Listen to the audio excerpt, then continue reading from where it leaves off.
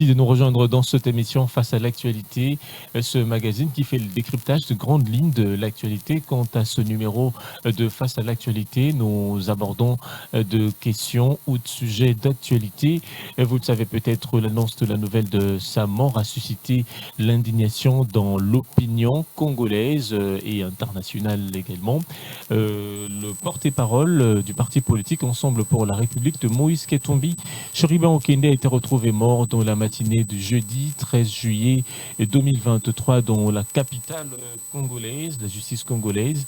Et le gouvernement de la République sont à pied d'œuvre pour élucider sur les circonstances de la mort de Cheriban Okende, cet acteur politique. Élection en RDC. La commission électorale nationale indépendante rassure. Cependant, l'opposition congolaise de son côté, le cas de Martin Fayoulou, qui conditionne le dépôt des candidatures par l'audit externe du fichier électoral pour la CENI. Ce préalable n'est pas une exigence légale, et nous parlerons aussi de jeu de la francophonie à quelques jours de la tenue des hostilités. Il y a quelques gouvernements ou pays qui se rétractent. Ils ont réduit leur participation. C'est le cas peut-être du Canada, qui n'enverra ni ce sportif, ni ces artistes, mais quelques représentants diplomatiques. Ça sera aussi le cas pour Wallonie-Bruxelles, qui ne va que participer sur le volet culturel.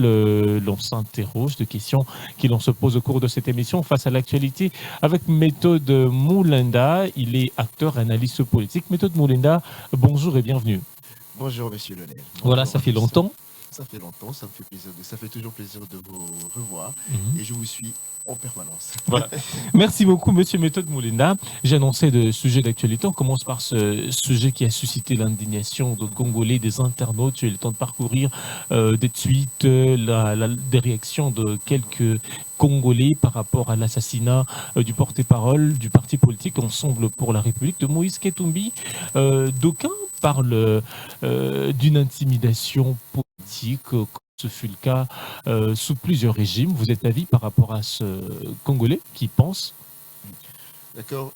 Premièrement, je voudrais présenter mes condoléances à la famille biologique de l'honorable Cheriban Okende. Et je suis choqué, je suis de cœur avec eux. Et de la diaspora, comme tous les Congolais, nous sommes choqués, abattus.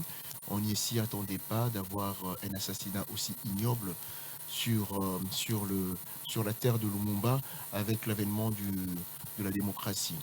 Alors, je présente aussi à l'occasion mes condoléances auprès de sa famille politique, parce que j'imagine les chocs de toute la nation. Donc, je suis solidaire de la famille biologique et de la famille politique. Alors, pour en revenir à votre question, il faudrait être lucide par rapport à cet événement, malheureux soit-il. Il faudrait être lucide, il faudrait faire confiance à la justice, aux inspecteurs, pour essayer de diligenter une enquête indépendante, sérieuse, pour apporter le plus rapidement possible une réponse claire, nette et concise sur ce crime odieux. Nous ne voudrons pas, nous ne voudrons plus revoir ce que nous avons vécu à l'époque avec l'assassinat des Chebeya et des Fidel Bazana. Donc nous ne voudrons pas revoir ces mêmes choses. Donc il faudra que le gouvernement, que l'État congolais puisse nous apporter une réponse assez suffisamment claire et rapide pour pouvoir permettre à la famille de faire le deuil et de permettre à la nation de faire le deuil. Merci. Ma question par rapport à ce que pensent les internautes, en fait des Congolais qui ont réagi par rapport à cela, qui ont parlé de l'intimidation, surtout de l'opposition. Si on essaye de voir le cas de Mike Mukebai en prison, Salomon Idi Kalonda également aux arrêts, ajouté à cela l'assassinat de Cheriban Okende. Que dites-vous par rapport à cela? Je comprends tout à fait. C'est inquiétant d'avoir autant d'hommes politiques en prison. Alors, je ne pourrais pas condamner la justice directement. Oui, je ne pourrais pas condamner la justice, mais c'est vrai qu'il faudrait qu'à un moment donné, le président puisse... la justice, elle est évidemment indépendante, Mais sous son régime, il faudrait qu'il prenne la précaution de savoir ce qui se passe au niveau de la police, de la justice et autre chose, parce que ça devient inquiétant. On ne peut pas vivre dans un régime, le nôtre, hein, parce que je viens de l'opposition. Donc on ne peut pas vivre sous un régime en ayant peur tous les jours de savoir si on peut parler ou on ne peut pas parler. Muselé. Oui, voilà. Donc à ce niveau-là, il faudrait aussi que la justice nous apporte des réponses claires. Procès ou pas procès, on doit le savoir. On est quand même à quelques mois des élections présidentielles et des élections législatives. Donc il faudrait quand même que la justice puisse accélérer, parce que jusqu'à présent, personnellement, je ne comprends toujours pas l'arrestation de l'ancien compagnon du président de la République, l'honorable de Kitambo, comment ça s'appelle, excusez-moi, j'ai un vide dans la tête, ça fait tellement longtemps que j'entends plus parler de lui, qui était dans l'UDPS, avec nous dans l'UDPS, le secrétaire. monsieur, le secrétaire. Oui. Alors, donc ça m'inquiète un peu. J'ai essayé, je tente d'essayer de rendre visite quand même en prison pour essayer de savoir ce qu'il en est. Franck Diongo. Non, pas Franck Diongo, de l'UDPS. Donc voilà, je vais essayer de voir, je vais essayer de demander les autorisations pour essayer de voir Jean-Marc Cabonde. Exactement, Jean-Marc Cabonde, pour savoir ce qu'il en est quand même et vous amener les informations, parce qu'au niveau de la justice, nous n'avons pas de réponses. Alors, au niveau des internautes, vous savez, les gens s'inquiètent parce qu'il y a à peine une semaine, nous avons assisté à un procès, un procès forain avec le kidnappeur, cette affaire, et une semaine après, nous avons ce meurtre. Donc la population se pose la question de savoir, est-ce que réellement nous sommes sécurisés à Kinshasa? Est-ce que nous allons revivre ou vivre la même chose qui se passe tous les jours à l'est du Congo, à Goma, dans le Massissi ou dans le Rutshuru? C'est inquiétant. Donc c'est pour cette raison que je commençais en disant qu'il faudrait que nous puissions avoir rapidement des réponses sur ce qui s'est passé. Mais tous, je dirais, ces actes que pose le régime en place, ou ceux qui gèrent certaines institutions à l'endroit de l'opposition, ne viennent pas ternir l'image de ces régimes. Vous avez cité le cas de Jean-Marc Cabonde, aux arrêts depuis un certain temps, par après son parti politique qui ne va pas compétir aux élections. Déjà, c'est comme si l'histoire se répétait, c'est comme si on était sous les anciens régimes, pour ne pas citer ce régime nommément. Je comprends tout à fait, Nous sommes en train en moins de 4 ans, nous sommes en train de revivre presque le 18 horrible année de l'ancien président Kabila. Donc c'est pour cette raison que je comprends bien, on parle de l'indépendance de la justice, de l'indépendance du pouvoir judiciaire, du pouvoir législatif. Il faudra à un moment donné que le président de la République puisse s'imposer et demander au moins des comptes, de savoir ce qui se passe, parce que c'est son régime. Et non seulement son régime, c'est la mémoire du feu Étienne Tshisekedi qui est en jeu. Parce que ces pouvoirs, si nous l'avons, c'est grâce au combat du Sphinx, de Limété. Donc il faudrait quand même à un moment donné, moi j'insiste sur ça, que le président de la République puisse diligenter ou puisse initier certaines actions, pour qu'on puisse avoir des réponses claires sur les arrestations des opposants, des arrestations des ex-amis et des arrestations ou des journalistes comme Sonia Roland. Donc il faudrait quand même à un moment donné savoir ce qui se passe. Alors, quelque part dans votre introduction, vous avez demandé à ce que la justice congolaise, le gouvernement congolais, de manière générale, prenne en charge ce dossier. Déjà, il y a des enquêtes qui sont initiées, des enquêtes préliminaires déjà, depuis hier, que le gouvernement ait appris cet assassinat déjà. Mais le commun de mortels doute de l'aboutissement de cette enquête ou de ces enquêtes. Tout à fait. Pourquoi ? C'est parce que nous avons assisté à des procès pompeux depuis deux ans, et au bout de quelques temps, nous avons eu des gens condamnés à des longues peines et ils ont été libérés nuitamment. Donc c'est pour cette raison que je le dis, je laisse encore la chance à la justice congolaise de nous montrer que nous sommes réellement dans un état de droit, ce qui n'est pas le cas pour le moment. Par rapport à tout le procès, nous avons des gens qui sont condamnés et qui bénéficient du jour au lendemain de la au niveau de la présidence. Et on se pose la question, qu'est-ce qui se passe? C'est comme si la justice condamne et la présidence libère. On ne peut pas fonctionner de cette manière. Donc c'est pour cette raison qu'il faudrait que cette fois-ci, à peine 4 mois de la fin du mandat du président Tshisekedi, qui puisse au moins nous faire rêver et nous faire croire si on doit lui faire confiance ou pas pour un second mandat. Alors, par rapport à cette situation, assassinat de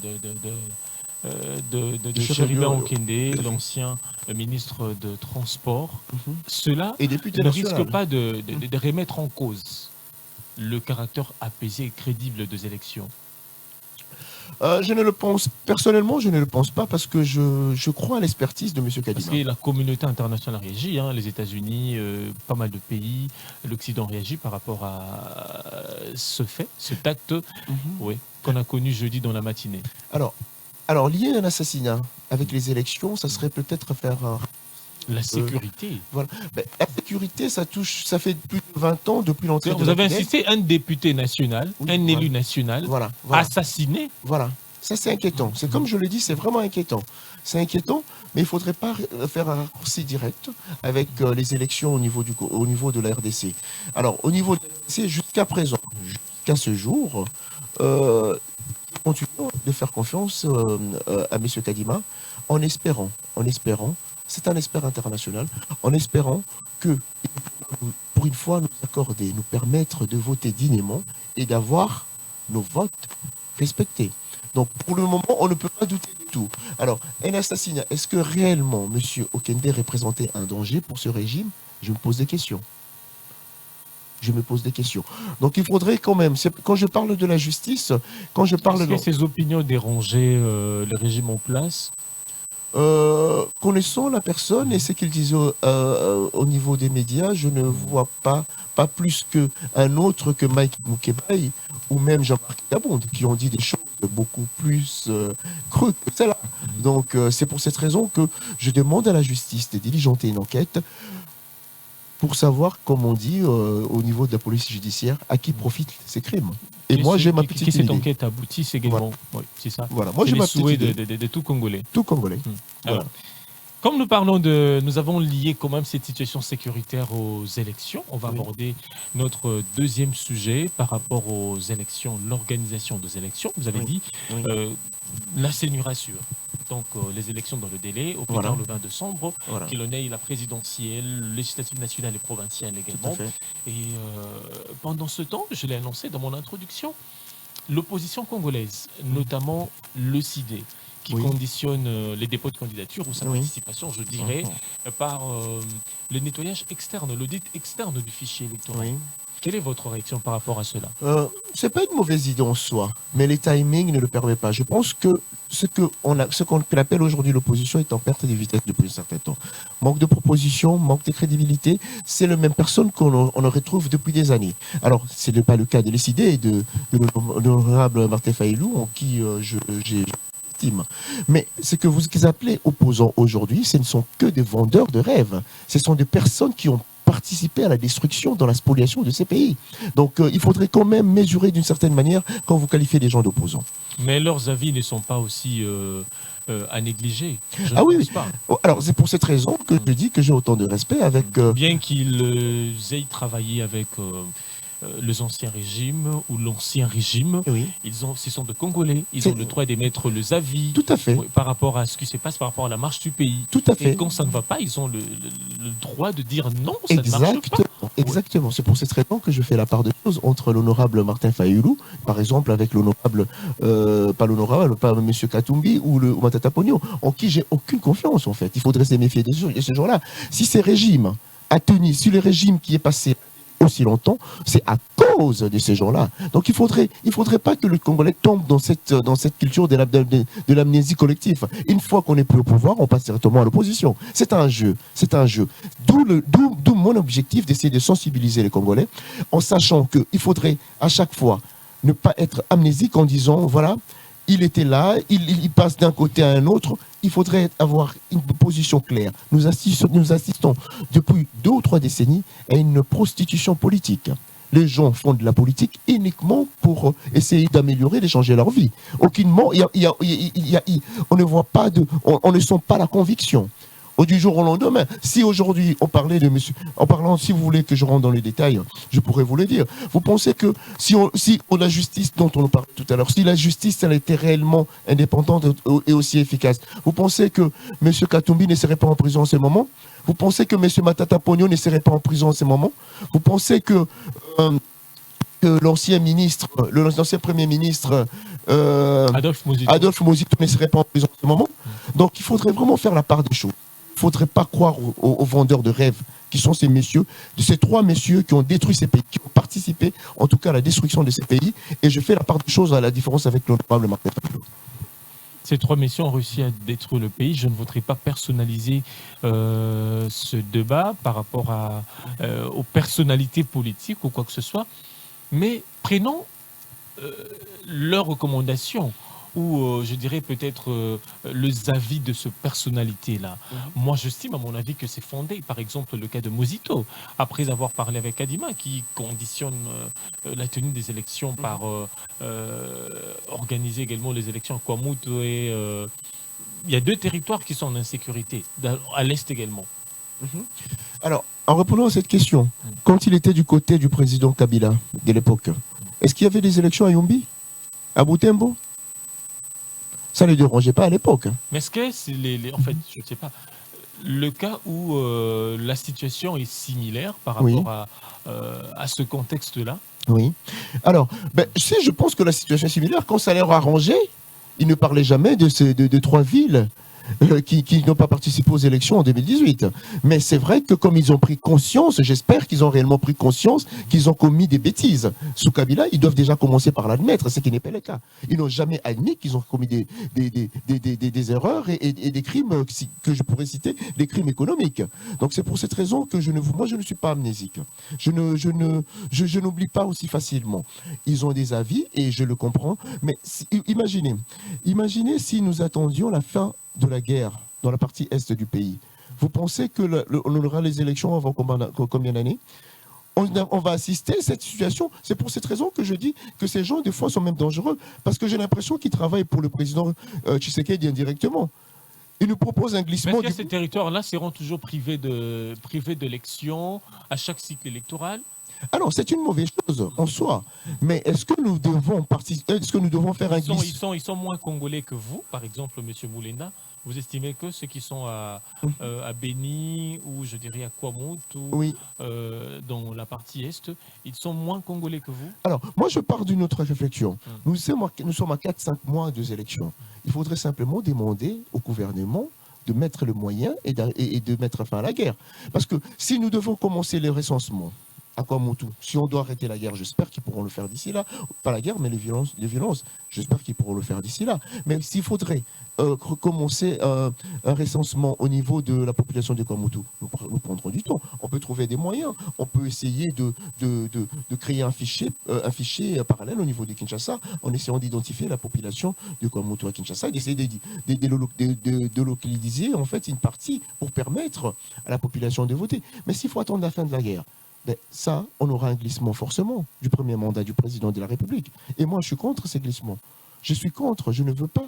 Je ne veux pas, ça n'aurait aucun sens. Donc il faudrait, c'est qu'on a accepté dans les années précédentes, essayer de l'atténuer en regardant la situation. Est-ce que à Minembwe, on pourra voter? Est-ce qu'à Bunagana, on pourra voter? Alors, est-ce qu'il faudra attendre la fin? Est-ce qu'il faudra attendre que ce pays, toutes les localités puissent être entre les mains de nos forces armées pour organiser les élections? Moi, je vous dis, selon moi, ça permettra au président de glisser. Il risquerait de rester plus longtemps que le président Kabila même. C'est très dangereux. Vous êtes posé la question, est-ce qu'il faudrait récupérer toute ce portion-là pour organiser les élections? C'est une bonne question. Mais moi, je vais reposer autrement, dire que est-ce qu'il faut aussi organiser les élections dans le délai, sans une partie ou sans quelques portions de notre pays, sous notre régime, sous l'armée ou les armées étrangères, je dirais? En fait, ce qui se passe, est-ce que l'opposition veut un glissement du premier mandat du président Félix Tshisekedi ou pas? Je pose la question autrement. Est-ce que l'opposition veut un premier glissement ou pas? C'est surtout ça la question. Parce que, à ce rythme, ça serait facile. C'est pas. Alors, comprenez, c'est qu'il il faudrait pas détourner ce que je suis en train de dire. À ce rythme, il faudrait que tout le mois, je ne sais pas, un service, un président mal intentionné n'aura qu'à provoquer des crises tous les 4-5 mois dans un coin du pays pour avoir un glissement d'office.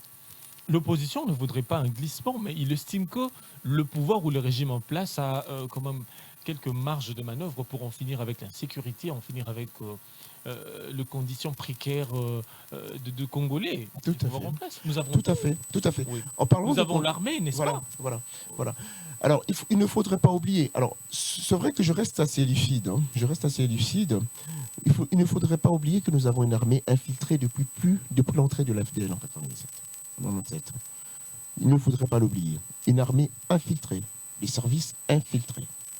Du jour au lendemain, on ne pourra pas tout changer. Mais c'est vrai que le président Tshisekedi a eu 4 ans pour faire beaucoup de choses. Je n'ai pas le détail des services.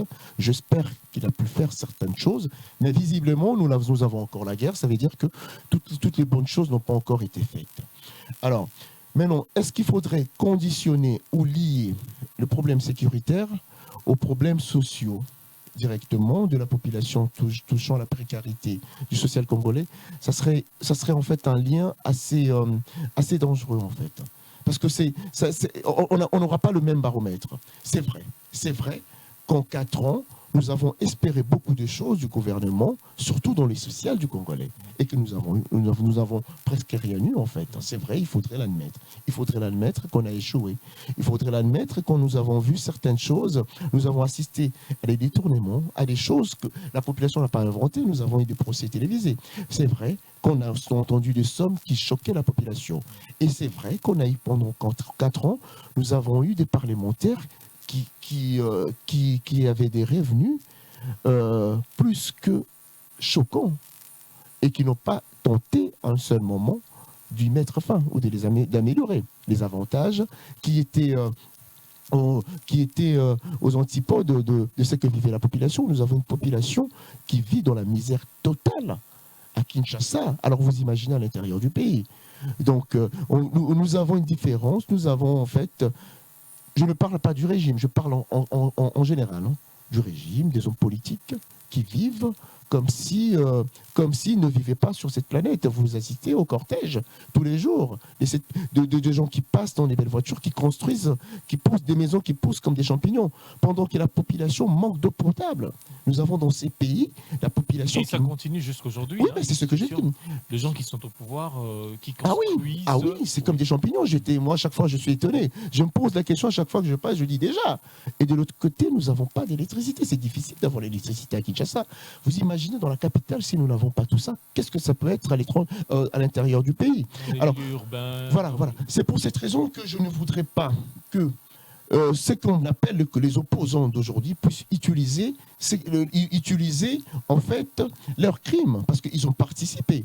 Et dans les deux cas, j'essaye vraiment de dire à la population, à un moment donné, quand vous verrez les mêmes personnes avec les t-shirts et les banderoles, réfléchissez à 2 fois. Un pays ne se construit pas en un seul jour, ok, mais un pays ne se détruit pas en un seul jour. Il faudrait avoir une mémoire longue. Alors, concernant la précarité de la population, c'est vrai que le social, nous avons complètement échoué. Nous, les hommes politiques congolais. C'est pour cette raison que j'en appelle réellement au renouvellement de la classe politique. Essayez de faire un effort, mes frères et sœurs. Essayez de faire un effort, mes frères et sœurs. Ne votez pas. Ne votez pas quelqu'un. Ne suivez pas quelqu'un pour un t-shirt, pour 2-3 casiers d'alcool. N'oubliez pas. Ce pays a été détruit par les mêmes personnes depuis près de 20 ans. Essayons d'oublier ces noms-là. Essayons de passer à autre chose. Je vous demande d'accorder une chance à une nouvelle génération. Pas aux mêmes familles. Voilà. Et on espère un renouvellement de la classe politique parce qu'il y a des dépôts de candidature de jeunes de la nouvelle classe politique qui sont qui sont en danse également, hein, qui aspirent beaucoup à ces élections, ces scrutins prévus en décembre. Laissez-moi vous remercier pour votre sens d'objectivité et d'impartialité à vous suivre par rapport à cette question sur les élections, par rapport à cette question sur la gestion du pays et la situation sécuritaire également. Mais par rapport à ces élections-là, la CENI ne semble pas faire semblant de faire de ne pas écouter, de ne pas suivre les recommandations des opposants. Oui, je comprends. Je comprends votre question en fait. Réellement, ceux que vous appelez les opposants, ils le savent, ils sont en perte de vitesse. Ils le savent. Ils savent qu'ils ont dû. Selon vous. Selon moi. En fait, j'appelle en fait la population à essayer de donner la chance à des vrais opposants qui existent dans ces pays. Nous avons des mouvements de jeunesse, nous avons des associations qui proposent des choses. J'invite la population plutôt à soutenir ces gens-là pour le moment. Et le renouvellement politique passera par là, par la société civile. C'est pour cette raison. C'est vrai que la CENI fait mine de ne rien comprendre. Parce que la CENI, je pense, je mon conditionnel, pense que, sans doute, que les opposants étant en perte de vitesse, ils essayent de demander toutes ces choses-là en sachant que c'est réellement irréalisable en 4-5 mois pour gagner du temps. Et du temps, en gagnant du temps, on se donne la force. Parce qu'aujourd'hui, le meurtre ignoble de l'honorable Chérubin Okinda servira d'appui à ces anciens personnes qui nous ont spoliés à prendre de la force, de la vigueur. Profiter à certains camps. C'est pour cette raison que, en revenant depuis il y a 20-30 minutes, je disais à qui profitent ces crimes. Donc l'opposition gagne du temps. Pas l'opposition, ce que vous appelez plutôt les opposants, veulent gagner du temps pour prendre un peu du sang frais. Et sans doute la CENI s'est dit, mais voilà, il n'y a pas de... Parce que j'ai quand même suivi certaines rencontres, mais c'est vrai que on n'a pas cette culture de faire confiance à une commission électorale, c'est vrai. Mais de ce que je vois depuis un certain temps, il faudrait peut-être faire confiance pour une fois et voir réellement qu'en pense la société civile, les ONG ou autre chose. Est-ce que nous avons une société civile, la vraie, l'église au milieu du village également? Parce qu'aujourd'hui, nous avons ceux qui sont proches du pouvoir, ceux qui sont proches avec ceux que nous qualifions d'opposants. Est-ce que nous en avons aujourd'hui la société civile neutre? C'est ça le problème de la RDC. Est-ce que nous avons réellement des hommes politiques dans ces pays? Est-ce que nous avons des hommes d'État dans ces pays? C'est tout un problème. C'est pour cette raison que j'insiste qu'il faudrait un renouvellement profond et sincère de la classe politique congolaise. Nous n'avons pas d'hommes politiques dans ces pays. Nous avons des commerçants politiques. Nous avons des gens qui changent de camp, qui pratiquent la politique météo. C'est-à-dire, quand ils sortent le matin, ils voient qu'il y a un peu de nuage. Ah, Mboule Robeta. Ils prennent le parapluie. Tous les matins, c'est ce qu'ils font. C'est pour cette raison que je refuse cette amnésie collective du peuple congolais. N'oubliez pas, qu'est-ce que toutes ces personnes ont fait dans ces pays. Est-ce que nous avons des hommes politiques dans ces pays? Je ne le pense pas, messieurs. Qu'est-ce que ce régime laisserait également aux Congolais après ce mandat? Peut-être c'est la question qu'on pourra trouver réponse dans le 5e. Je ne parle pas encore de 2 mandats.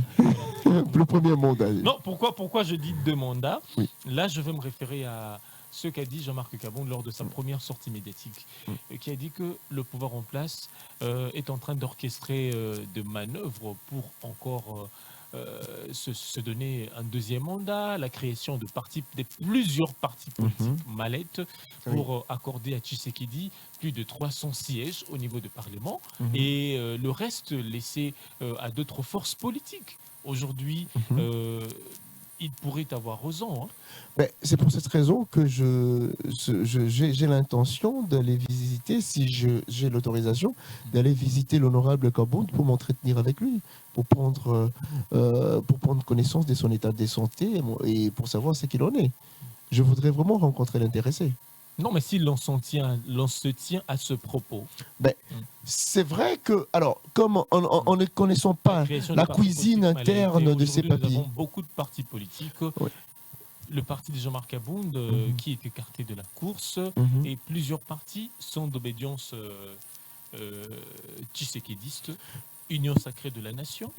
Alors, je ne le pense pas tout à fait, parce que dans ces pays, on a cette culture de créer des partis politiques à tout moment, à tout vent.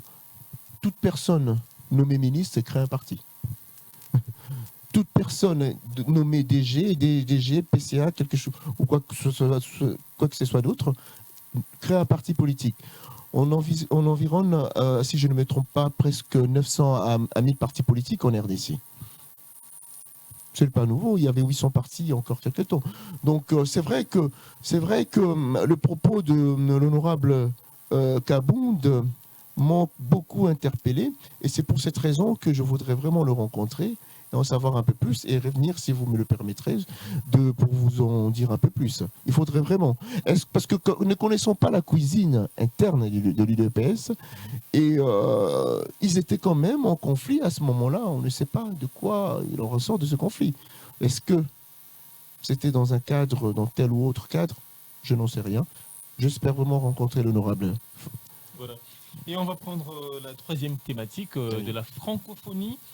On va parler de l'organisation de ces Jeux dans la capitale congolaise il y a quelques jours déjà. Voilà, il y a Kinshasa qui se forçait, qui se topomonnait pour doter le pays des infrastructures viables, pour recevoir les athlètes, pour recevoir ce représentant étranger ici, sur notre sol, pour organiser ce Jeu en bonne et due forme. Mais il y a le désistement de quelques gouvernements ou pays qui évoquent des raisons, telles que l'organisation n'aurait pas prévu de conditions optimales par rapport aux athlètes, par rapport aux représentants. Il y a également d'autres qui évoquent la situation sécuritaire et la santé.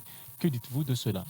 Alors, c'est vrai que ces fameux Jeux de la francophonie ont été prévus déjà il y a un certain temps. On est en retard de presque une année. Et le départ de ce projet au niveau de la RDC était déjà un échec. Nous avons entendu parler des détournements encore une fois, des détournements.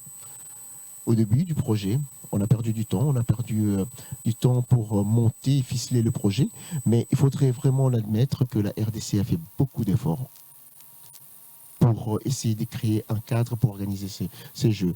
Et là, je trouve que c'est une mauvaise foi au niveau de membres de la francophonie, de tenter de ridiculiser un pays en parlant de problèmes de santé, de sécurité, je comprends bien, mais de santé, ça m'étonne un peu, tout en sachant que les athlètes ou les artistes ne pourront pas venir dans certains cas, mais ils envoient quand même des représentants.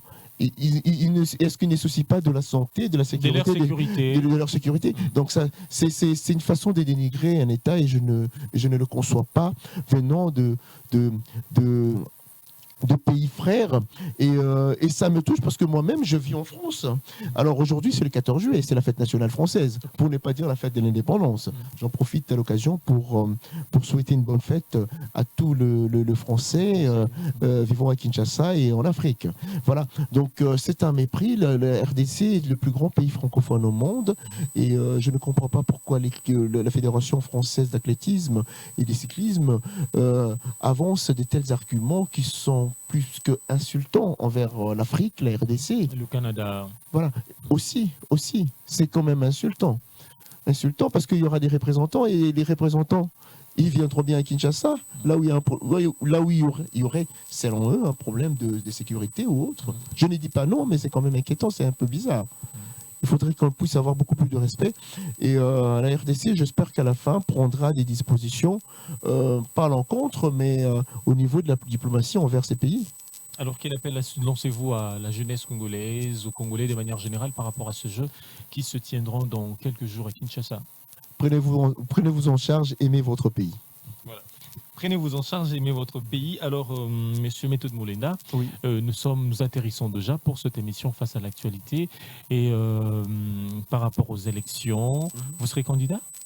Je ne me suis pas encore décidé, parce que, comme je vous le disais tout à l'heure, je ne suis pas membre d'un parti politique. Je n'ai jamais créé, en tout cas en RDC, un parti politique, parce que je ne voudrais pas me moquer de ma population. Donc j'attendais de prendre mon temps. Alors j'aurais J'aurais peut-être aimé être candidat en tant qu'indépendant. Je ne sais pas si cela sera possible. Alors, je vais essayer, si le temps me le permet, ou si le temps de l'honorable Fayoulou le permet aussi, d'essayer de le rencontrer pour savoir ce qu'il en est, de son avis par rapport à ma candidature. Et j'essaie aussi de rencontrer au niveau de la présidence des contacts que j'ai pour savoir ce qu'ils en pensent. Et aussi au niveau de la CENI, de rencontrer quand même des gens pour savoir... Pour demander leur avis, parce que à ce jour, on nous dit que c'est quasiment impossible d'avoir une place à l'Assemblée nationale en étant indépendant. Donc, j'aimerais bien rencontrer le monsieur Kadima pour savoir pourquoi, c'est quoi la configuration qui empêcherait un indépendant d'être élu. Pourquoi? Avec les seuils de représentativité, alors, oui, voilà. Pourquoi cet intérêt pourrait être un obstacle par rapport aux indépendants, aux candidats indépendants? Voilà. En étant un expert, M. Kadima, il le savait dès le départ. Pourquoi ces systèmes-là? Pourquoi pénaliser des libres penseurs comme moi? C'est la question que je me pose. Bon, ça serait déjà une discrimination tout à fait, de certains Congolais par rapport à ce scrutin tout à fait. en décembre. Ceux qui n'ont pas pillé, ceux qui n'ont pas d'argent comme moi. Mais qui ont une tête qui... Surtout le cœur pour ce pays. Et le cœur pour le pays. Voilà. Merci beaucoup, Monsieur Méthode Moulenda. Je rappelle que vous êtes analyste, acteur politique, donc un Congolais passionné de son pays, passionné de tout ce qui passe dans cette atmosphère. Merci d'avoir répondu à notre invitation. Merci à vous. C'est un réel plaisir, comme toujours, de vous rencontrer. Et merci d'être passé, de répondre à toutes ces questions, tout ce questionnement que l'on avait, que l'on se demandait. J'espère que j'ai pu apporter des réponses. Si ce n'est pas le cas, je demanderai à la population peut-être de me suivre sur mes réseaux, Méthode Moulenda, pour m'aider à m'améliorer aussi. Voilà, les suivre également sur notre page Facebook, face à l'actualité, Bar ZTM Télévision, également nos différents comptes Twitter également et YouTube également. Alors merci d'être passé, Monsieur Méthode Moulenda. C'en est fini pour cette émission face à l'actualité. Merci à l'équipe technique ayant concouru pour sa réalisation. Merci à Bailung Balinière, merci à Dan Sidani et derrière le caméra. C'en est fini. L'on se retrouve dans un autre numéro de Face à l'actualité avec d'autres invités.